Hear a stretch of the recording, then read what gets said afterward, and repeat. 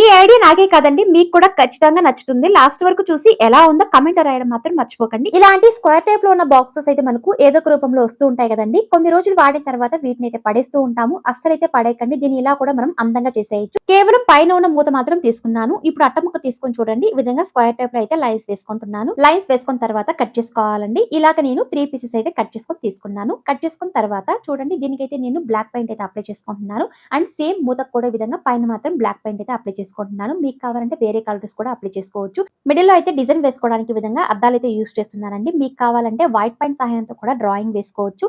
అద్దాలు అయితే చాలా కాస్ట్ అనుకుంటారండి. కేవలం 100 రూపాయలకే మనకు డిఫరెంట్ షేప్స్ లో, అది కూడా 2400 పీసెస్ అయితే మనకు ఈ అద్దాలు అయితే దొరుకుతాయండి.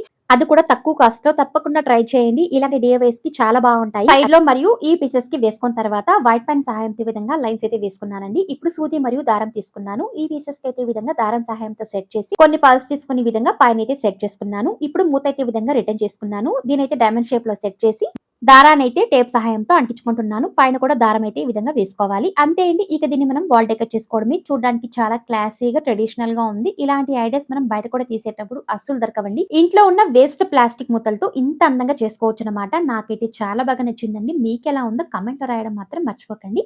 మరిన్ని ఇలాంటి వీడియోస్ కోసం ఛానల్ ని లైక్ అండ్ సబ్స్క్రైబ్ షేర్ చేసేయండి.